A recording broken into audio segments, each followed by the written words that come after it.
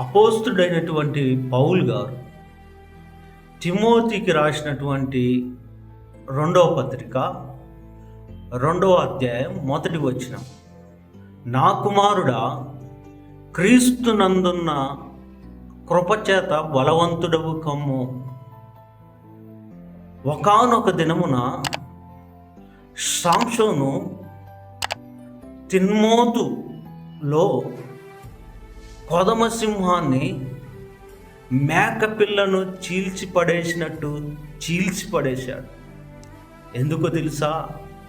దేవుని ఆత్మ అతని మీద ఉంది గనక అతడు బలవంతుడయ్యాడు.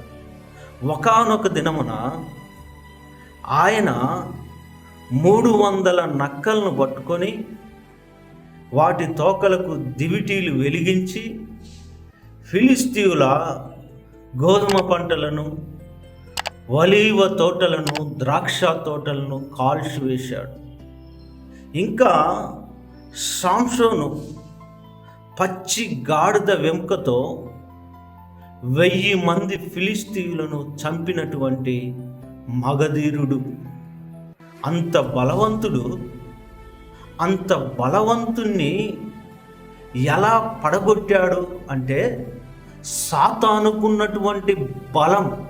అంత బలవంతుణ్ణి సాతానుకున్నటువంటి బలముతో పడగొట్టింది. అన్నా, సాతానుకున్నటువంటి బలం ఏంటన్నా అంటే, సాతానుకున్న బలము మన బలహీనత.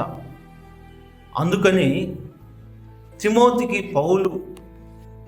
పౌలు గారు రాస్తూ, నా కుమారుడా, క్రీస్తునందున్న కృపచేత బలవంతుడవు కమ్ము.